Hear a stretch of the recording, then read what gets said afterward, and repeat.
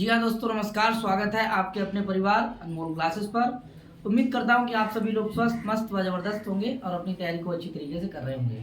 साथियों, आज हम लोग चर्चा करेंगे समास प्रकरण पर, और समास प्रकरण में होगा आज समासांत प्रकरण। ठीक है, जहाँ सब समासों का होगा मिश्रण। ठीक है, कि कौन सा समास में है, मतलब कुल मिलाकर के इस समास प्रकरण का निचोड़ है। ठीक है, तो इसमें देखिए टच प्रत्यय भी लगेगा, आप प्रत्यय भी लगेगा। ठीक है, समासांत। ठीक है, समास हो जाने के बाद में कौन सा प्रत्यय लगेगा। तो ठीक है, करते हैं आज की क्लास का आगाज। ठीक है भाई, रेडी रेडी? ठीक, आगे देखते हैं। बाबूराम सक्सेना को खोल लीजिए। समासांत प्रकरण का कितना पेज है? कितना? तेज बोला करो। 267। अरे क्या बात है, इतने धीरे अगर बोलो तो कैसे पढ़ाओगे?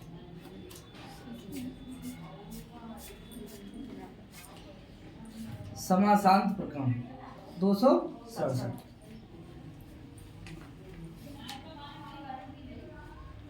डाल दें समासांत प्रकरण। समासांत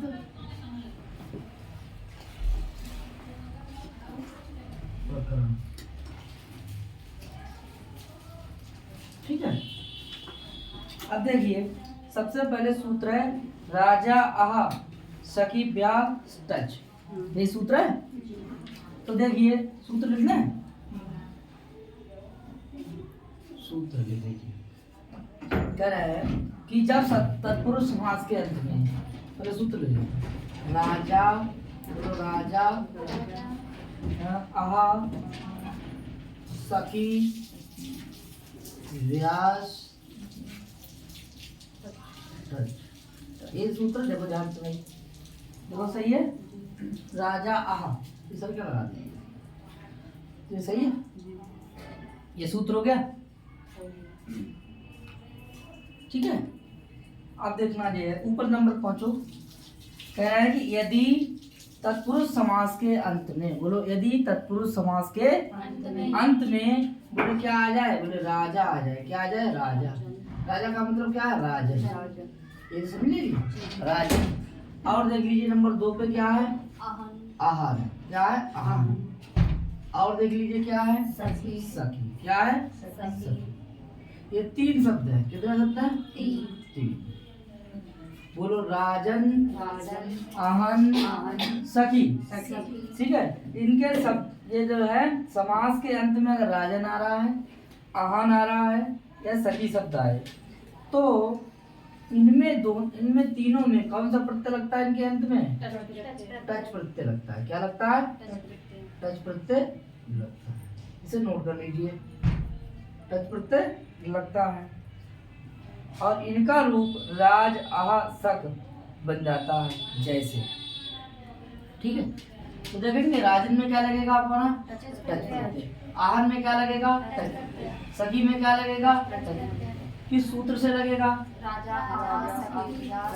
ठीक, अब इसको देख लीजिए। राजा का देखिए, राजा लिखा है तो राज राजन, और इसमें क्या है? आ का मतलब का आ हा ना, आहन हो गया। ऐसी सखी हो गया। इन तीनों शब्दों से टच प्रत्यय लगता है। ये सूत्र हो गया तो एक। ठीक है, और हमने थोड़ा इसको डिटेल में लिख दिया भाई। 1 2 3 राजन शब्द, आहन शब्द और सखी शब्द के बाद में टच प्रत्यय लगता है। अगर ये बाद में आ रहा हो, समास के बाद में ये पद आ रहा हो, तो कौन सा प्रत्यय लगता है? टच। ये कौन कह रहा है? ये सूत्र कह रहा है। ठीक है, उदाहरण में बात करें। ठीक है, ज्यादा हम लोग जो है वो नहीं करेंगे, रूप सिद्धि नहीं करेंगे। परीक्षा में सवाल कैसा आता है उस पर चर्चा करेंगे। ठीक है, आगे देखते हैं। अब देख लीजिए उदाहरण। सबसे पहले क्या है? महाराज। क्या है? महाराजा। नहीं, पहले लिख लीजिए महाराजा, ये लिखा हुआ है।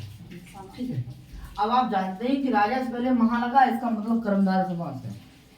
बोलो भाई, सही है। महान चासो राजा, विग्रह हो जाएगा इसका महान चासो राजा, बराबर क्या हो जाएगा?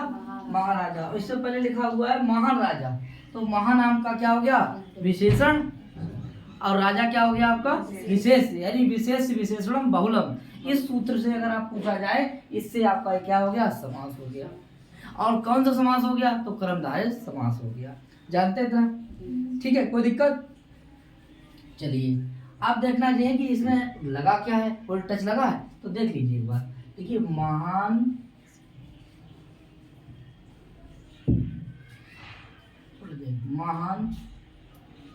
चासो राजा है, यही तो है। ये आपका क्या हो जाएगा? विग्रह से जाएगा। महान चासो राजा बराबर क्या हो जाएगा? अब देखिए इसको अगर मिला भी देंगे तो चाकू इसमें जोड़ देंगे तो 400 हो जाएगा, कोई दिक्कत? तो महान 400 राजा जी का बन जाएगा आपका विग्रह। क्या बन जाएगा? विग्रह। ये विग्रह हो जाएगा, ये समासपद हो जाएगा, कर्मधारय समास हो जाएगा। किस सूत्र से हो गया? ये भी हो गया, कोई दिक्कत? अब देख लीजिए ये कहाँ आ रहा है? ये समास के अंत में आ रहा है कि पहले आ रहा है? कहाँ आ रहा है? अंत में आ रहा है। परिभाषा उठाइए, तत्पुरुष समास के अंत में राजन शब्द आ जाए, सखी शब्द आ जाए, आहन शब्द आ जाए तो टच प्रत्यय लगता है। ठीक है, अब इसको शॉर्ट में देखेंगे। देखिए महा पहले महत होगा, क्या हो जाएगा? महत। क्या हो जाएगा? महत। और इधर क्या हो जाएगा? राजन। ठीक है, मैं विस्तार नहीं कर रहा हूँ। अब देखिए महत का जो यहाँ जो ता है इसके स्थान में बड़ा आ जाएगा और वो सूत्र कौन सा हो जाएगा? आन महता समानाधिकरणे जाति हो, ये सूत्र से आपका आ हो जाएगा और बन जाएगा ये महा। क्या बन जाएगा जी? महा। क्या बन जाएगा? महा बन जाएगा। क्या बन जाएगा जी? महा। इसका समझ गए आप? इतना समझ गए? अब बात यहाँ पे करनी है जो यहाँ से आएगा पॉइंट। ये देखिए राजन शब्द है, बोलो है? राजन शब्द है और लास्ट में है तो राजन जो है इसमें राजन में हम लोगों ने राजन के आगे हमने टच लगा दिया। ठीक है, किस सूत्र से? इसी से लगाएंगे, टच लगा दिया। और टच लगाने में क्या बचता है हमारा? आ, क्योंकि इसमें टा चुटू हो जाता है, चाहे आपका हलंत्यम हो जाता है, बचता है आपका आ। बोलो क्या बचता है? आ। और देखिए यहाँ पर ये राजन जो है इसमें आपने अन निकाल लिया, इधर आया आपका आ। आप जानते ही हैं कि आगे एचबम एक सूत्र होता है। क्या सूत्र होता है? एचबम, जो भाषंज्ञा करता है। आगे अगर आ है और पहले आपका राजन है तो राजन की कौन संज्ञा हो जाएगी? भाषंज्ञा। क्या हो जाएगी? भाषंज्ञा। यचिभम, यचिभम। आगे अगर स्वर हो तो उसकी भाषंज्ञा हो गई। अब भाषंज्ञा के बाद में जो आपको अन दिखाई दे रहा है ये अन जो है इसकी टी संज्ञा हो जाएगी। क्या हो जाएगी? टी संज्ञा हो जाएगी। और आप लोगों ने पढ़ा होगा कि टी संज्ञा करने वाला सूत्र अचुअंतर टी है और उस टी का जो लोप करने वाला सूत्र क्या है इसका? नस्तद्धिते लोप है। नस्तद्धिते सूत्र है, ना लोपा नहीं, ना लोपा लो सूत्र से क्या हो जाएगा? केवल ना का लोप होगा। और नस्तद्धिते से क्या हो जाएगा? अन का लोप। अन बराबर टी का लोप। क्या हो जाएगा? अन बराबर टी का लोप हो जाएगा। तो ये जो आपका चला गया किससे? नस्तद्धिते से। किससे से? अब इस पर देख लीजिए, इसको मिला दीजिए तो ये क्या बन जाएगा? राज। क्या बन जाएगा? राज। और इधर वाला ये देखिए महत का क्या हो जाएगा? महा और बन जाएगा आपका महाराज। समझ में आया? आगे काम बताइए आपके लिए सुअधिक काम कर लीजिए और बन जाएगा आपका क्या? तो परीक्षा में सवाल ये नहीं आएगा, ये कुछ नहीं आएगा बीच वाला किससे क्या। परीक्षा में सवाल आएगा इसमें कौन सा प्रत्यय है तो आप टच प्रत्यय बताएंगे। ठीक है, इसमें ये नहीं आएगा कि इसमें जो आके ये जो ता है इसके जो ता और हा इसके स्थान पर बड़ा कर दीजिए, फिर आकाश वर्ण दीर्घा कर दीजिए, तो रूप सिद्धि है। आप जानते हैं बीए का खेल है। ठीक है, समझ में आया? कोई दिक्कत? तो यहाँ पर आपका हो जाएगा क्या? महाराज में कर्मधारय समास है और इसमें टच प्रत्यय लगा। कोई दिक्कत तो बताओ भाई अमन भाई, उषा जी, कोमल जी। ठीक, आगे बढ़ते हैं। कोई दिक्कत हो बताओ। आगे तो महाराज हो गया। चलिए दूसरा क्या है? सिंधु राजा। इसी तरीके से क्या हो जाएगा? अब देखिए चाहे महाराज हो चाहे आपका सिंधुराज हो, क्या हो? सिंधुराज। जब राज बाद में है तो यहाँ पे टच प्रत्यय है। बोलो भाई, यहाँ लगा है नहीं लगा है? लगा है। बोलो कोई दिक्कत? परीक्षा में इतना ही आएगा समास, चाहे महाराज हो चाहे सिंधुराज हो। कोई दिक्कत? कर्मधारय समास हो जाएगा। ठीक, इसको भी हटा दे। समझ लिया नहीं समझे? दूसरा देख लीजिए, बोले उत्तमम लिखा हुआ है, उत्तमम आहा। आहा बराबर क्या बन जाएगा? उत्तमहा। ये देखिए सही लिखा हुआ है, उत्तमहा डंडा लगा देंगे। उत्तमा। सही है। अब देख लीजिए, ये कह रहा है कि राजन शब्द हो या आहन शब्द हो, तो भैया जो आहा लिखा हुआ है ये आहन ही तो है जी। बोलो, बात समझ में आई यहाँ तक। हाँ। और आहन है तो यहाँ पे टच है, बोलो है। यहाँ पे टच प्रत्यय है, है। ठीक है, यहाँ पे टच प्रत्यय है। उत्तम माने होता है अच्छा, अवाहा माने होता है दिन, अर्थात अच्छा दिन। तो विशेष विशेषणम बहुलम बराबर कर्मधारे समास। कोई दिक्कत बताओ, कोई दिक्कत नहीं। तो आपका इसमें भी उत्तमहा में कौन समास हो जाएगा, कर्मधारय समास। और कौन सा प्रत्यय लगा है, टच प्रत्यय लगा है, क्योंकि राजन हो या फिर आ हो या फिर क्या हो, सखी हो। ठीक है, तो राजन वाले 2 उदाहरण हो गए, एक सिंधु राजा एक महाराजा। कोई दिक्कत, आगे बात करते हैं।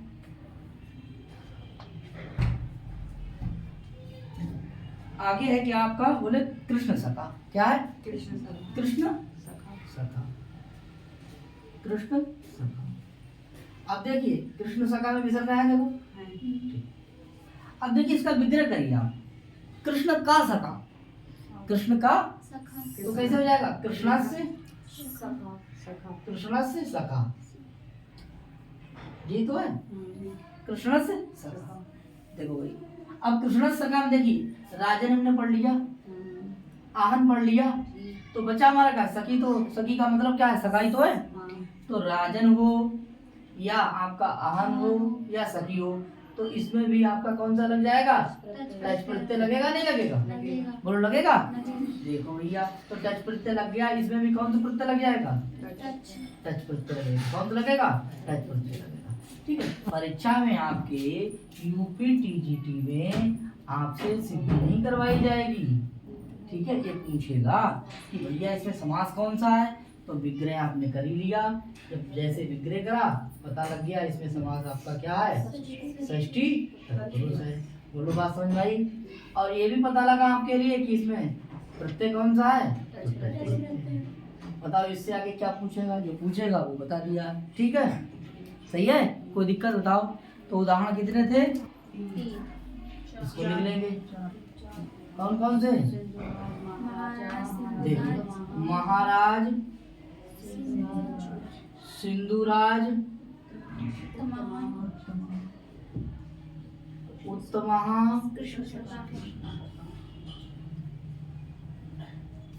कृष्ण सखा, 1 2 3 और 4। इन देखिए, इसमें देखिए आपका तीनों में कौन सा प्रत्यय है, 3 नहीं 4, चारों में कौन प्रत्यय है, टच प्रत्यय है। और देख लीजिए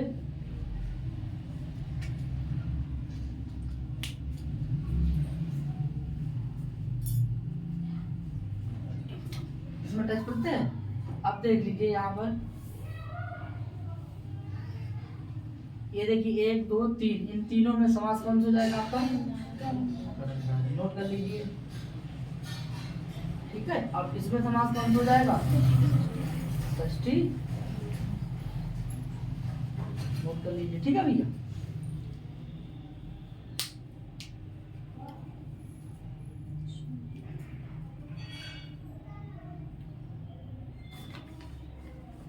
इसे हटा दें।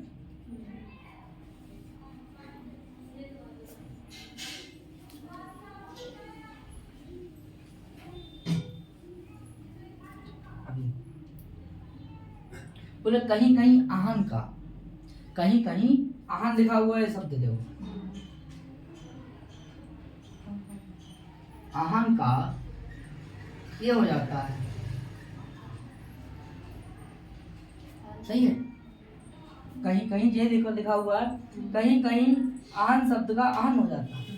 यहाँ देखिए हाहन ना है और यहाँ ये हा है, ये हो जाता है। तो उसका उदाहरण क्या है, उदाहरण इसको देख लीजिए, क्या है, सर्वहान। क्या है, सर्वहान, सर्वहान। ठीक है, ये हो गया। सर्वहान माने सारे दिन, अर्थात इसमें समास कौन सा जाएगा, अच्छा अच्छा अच्छा, ठीक ठीक ठीक, कोई बात। ये लगेगा ऐसे, ऐसे लगेगा। अच्छा, दूसरा देख लीजिए, दूसरा क्या है, दूसरा क्या हो जाएगा? साया साहना है ना, साया है ना। अब देखिए इसका मतलब है संजा यानी कि शाम। क्या है? शाम। क्या हो जाएगा? ठीक। और इसका मतलब हो जाएगा सारे दिन,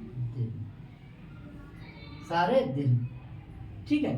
तो यहाँ देखिए, ये देखिए सर्वान और सहान, इसका मतलब है आहन का क्या हो जाता है?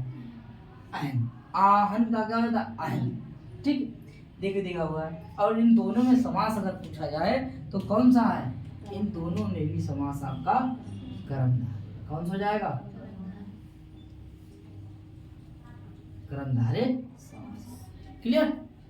आगे बात करें, आगे देखते हैं।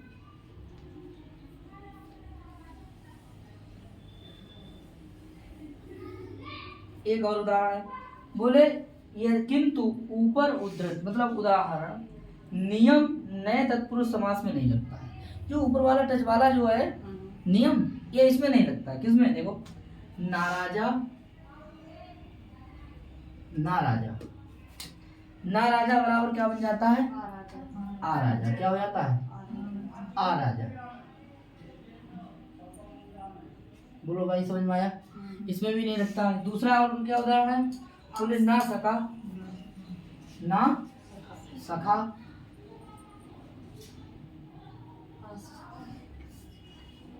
तो नहीं लिखा हुआ है।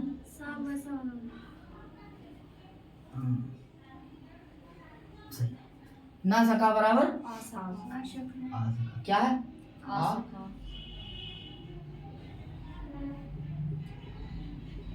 इन दोनों में कौन समास है अमन भाई? कौन समास है? नोट कर लीजिए, नए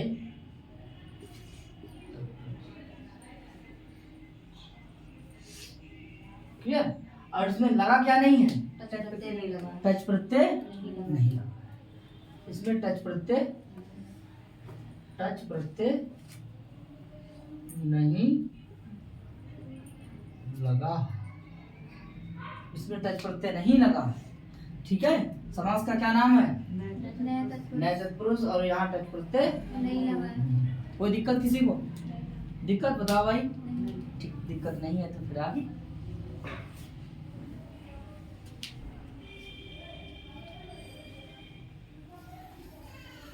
आगे देख लीजिए, एक सूत्र है।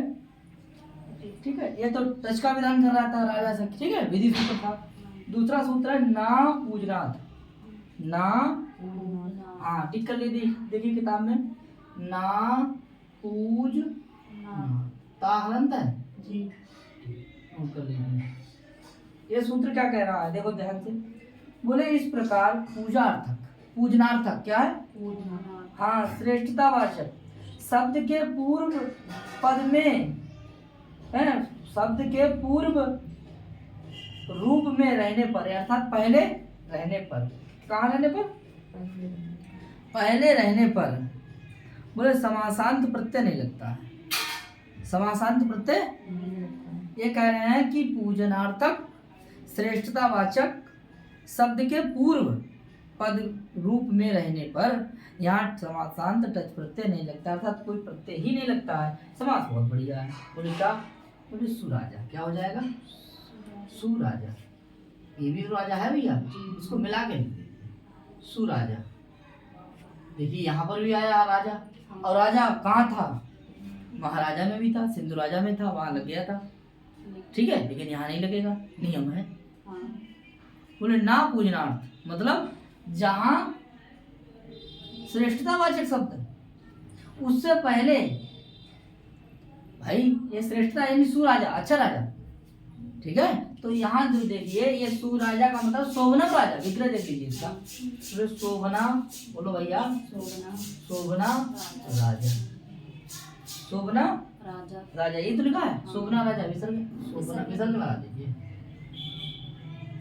शोभना ऐसे सही है। अब शोभना राजा में अगर समास पूछा जाए तो कौन सा समास है? अब देखिए ये शोभना जो है वो किस में बदल जाएगा? सु में। और सु क्या है? हमारा उपसर्ग है। तो कुगति प्राधेय सूत्र पढ़ा होगा आपने। क्या पढ़ा था? कुगति, कुगति प्राधेय। ठीक है, इससे कौन सा समास हो जाता है? प्राधि। क्या आता है? प्राधि तत्पुरुष समास। बोलो यहाँ तक कोई दिक्कत? इससे क्या आ जाता है? प्राधि तत्पुरुष समास। तो भैया बता दीजिए इसमें कौन सा समास है? प्राधि। क्या है? प्रातिनिधिक प्राधि तत्पुरुष समास। नोट कर लीजिए। और ये हो जाएगा आपका समस्त पद, और ये हो जाएगा आपका क्या? विग्रह। क्लियर? और यहाँ टच प्रत्यय किस पे? सुराजा में विग्रह नहीं बे? हाँ सॉरी यहाँ नहीं है। ठीक है, और यहाँ देख लीजिए, यहाँ टच प्रत्यय, इसे भी नोट कर लीजिए। यहाँ टच, यहाँ टच प्रत्यय नहीं लगा है। नोट कर लीजिए भैया, यहाँ टच प्रत्यय। कोई दिक्कत किसी को? मिटा दे इसे।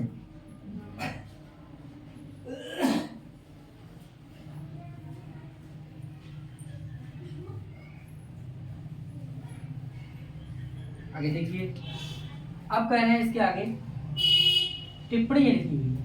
ऊपर महाराजा के महान, ऊपर महाराजा के महान के मूल शब्द महत, महान के मूल पद क्या है? महत। महत के स्थान पर महा हो गया। महत के स्थान पर क्या हो गया? महा।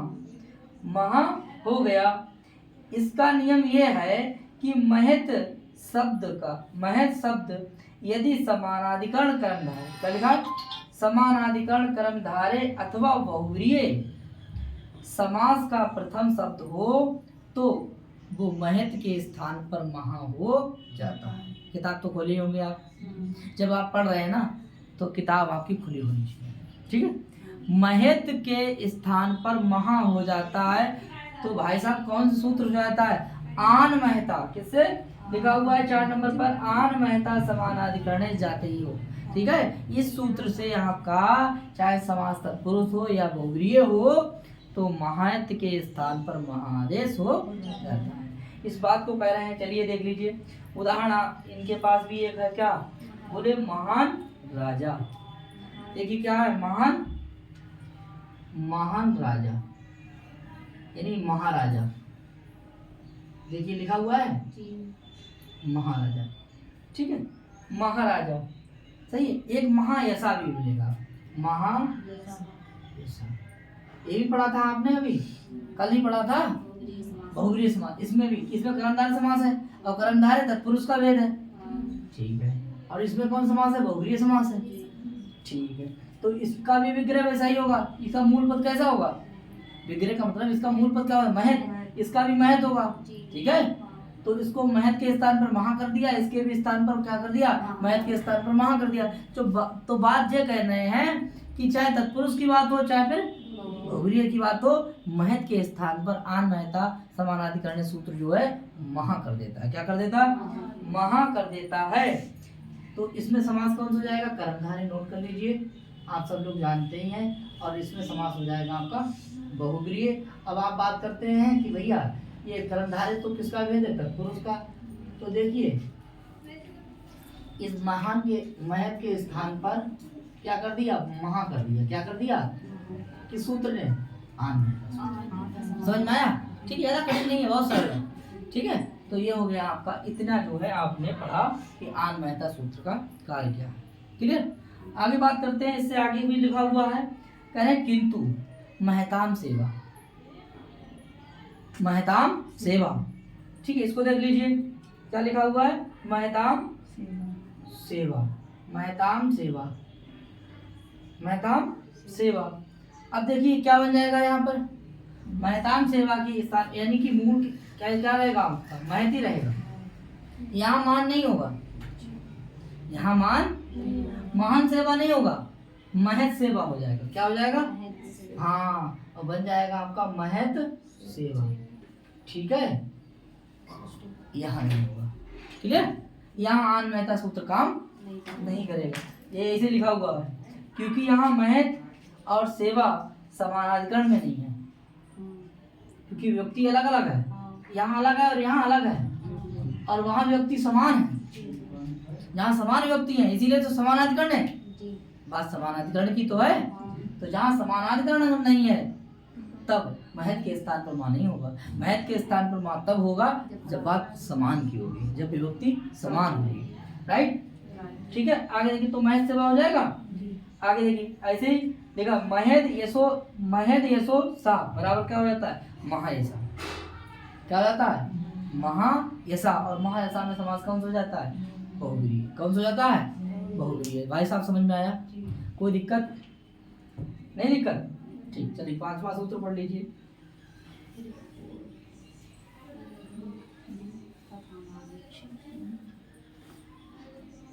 अब देखिए, सूत्र एक है ऋक, इसको लिखते हैं।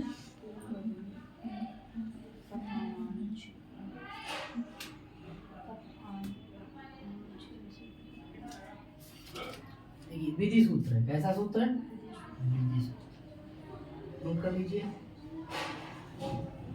बोले ऋक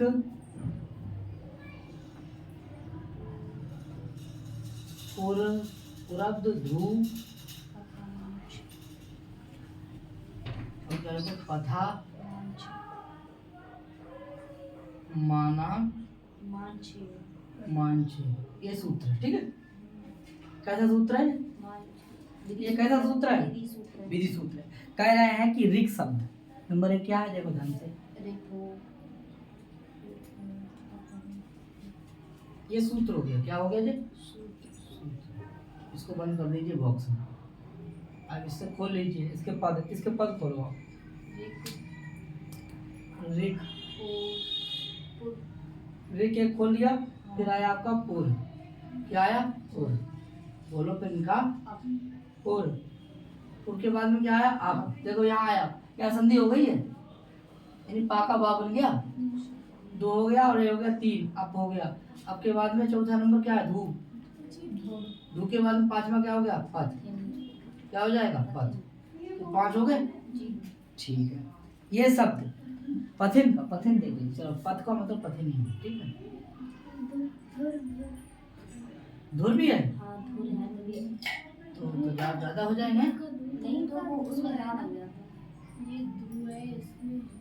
आपका धुर है, चलो एक ही धुर है।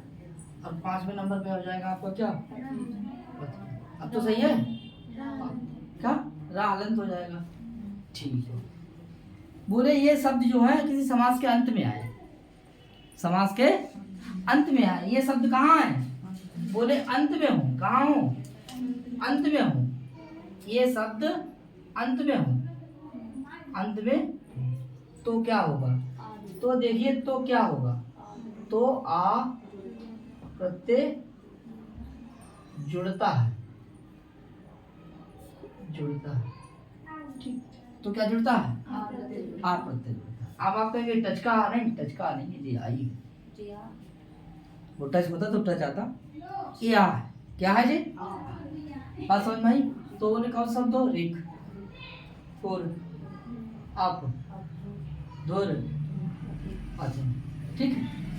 यहाँ तक समझ में आया, कोई दिक्कत। अब पेज लौट लीजिए, ठीक है। अब देख लीजिए इसके उदाहरण, इसके उदाहरण देख लीजिए। इसको पहले मिटा दीजिए, इसको मिटा दें। तो पता ही आपके लिए, इसमें क्या लगेगा, आ लगेगा। उदाहरण देख लीजिए, number 1, number 2, number 3, number 4, number 5, ठीक। पहला उदाहरण क्या है, ऋक, ऋचा, ऋचार्धम, ऋचा, ठीक है, ऋचार्धम, ऋचार्धम,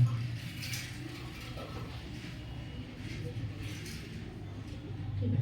वैसे जी बाद में आना चाहिए, बाद में होगा, ठीक है। ऋचार्धम हो गया, तो बन जाएगा आपका क्या, देखो पहले आ जाएगा जी, आया जी पहले, और बन जाएगा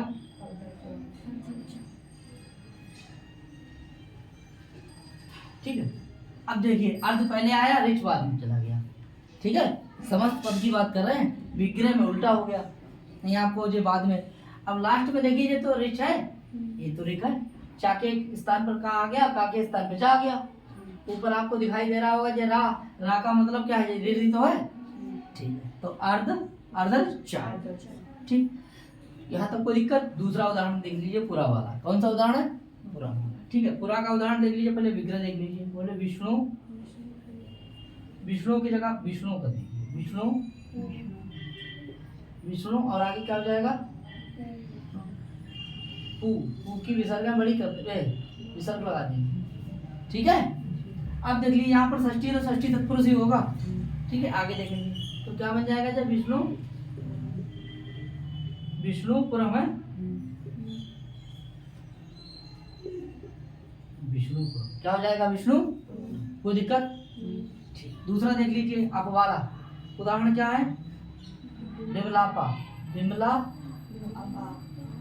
विमला,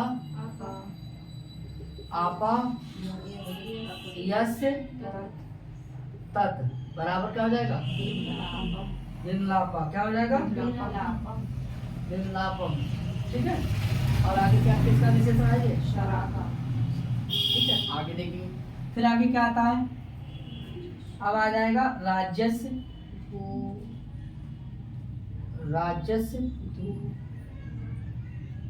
राजस्य धू है कि धुरा? धू, बराबर क्या हो जाएगा? राज्य, धुरा, विसर्ग लगा ले नहीं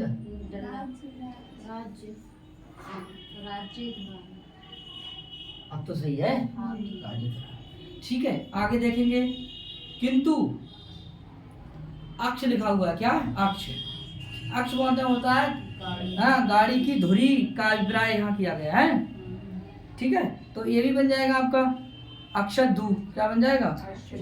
अक्षधु, इसको भी देख लीजिए, अक्षर, अक्षधु।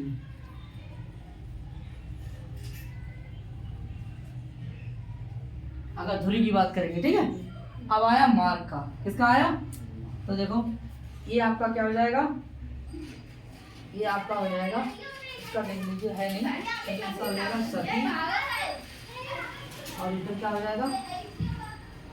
पथा, ठीक है, सखी, पथा। अब देखना है आपके लिए, देखो ध्यान से। अब देखो, ये लास्ट में क्या है आपका? रिक है, ये देखिए लास्ट में है, ठीक है। ये पूरा लास्ट में है, बोलो है। ये देखिए अपवाद में है, अपवाद में है। ये देखिए धुरवाद में है। धुर का एक जगह हमने धू कर दिया, दूसरा क्या कर दिया? धुरा। अब देखिए पथिन का मतलब पता हो गया। तो इस तरीके से इसमें कौन सा है प्रत्यय? आ। इसमें कौन सा प्रत्यय है? आ। इसमें कौन सा प्रत्यय है? आ। इसमें कौन सा प्रत्यय है? आ। इन दोनों में, ठीक है। और इसमें कौन सा प्रत्यय है? आ। बात समझ में आई? कोई दिक्कत? ठीक है। और समास कौन सा हो जाएगा इसमें? षष्ठी तत्पुरुष। कौन सा हो जाएगा? इसमें कौन सा हो जाएगा?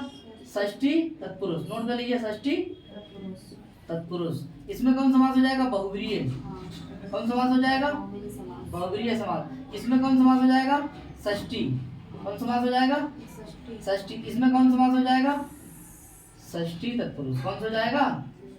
सखी का मार्ग, षष्ठी तत्पुरुष। कोई दिक्कत? तो इस तरीके से आपने पढ़ा ऋक पुर अप धू पथा मान छे। पथा मान छे ये सूत्र है। तो इससे आपने पढ़ा, इतने पद दिए आपने, ऋक पुर अप धुर और पथिन। ये शब्द अगर अंत में है, ठीक है, तो आपका अप्रत्यय लगेगा। क्या लगेगा? अप्रत्यय। देख लीजिए यहाँ पर है क्या? ऋक, यहाँ पर पुरम, यहाँ पर अप, आपका मतलब आपा, यहाँ पर धुरा और यहाँ पर पद। तो आ तो सब में लगा। अब समास इसमें कौन सा हो जाएगा? षष्ठी। षष्ठी बहुव्रीहि, षष्ठी और आपका क्या हो जाएगा?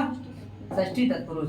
साथियों ठीक है, आज के लिए इतना ही रखेंगे, फिर मिलते हैं नेक्स्ट क्लास में। ठीक है साथियों, अच्छा लगा हो तो लाइक करो, शेयर करो और अपने मित्रों तक जरूर शेयर करिएगा।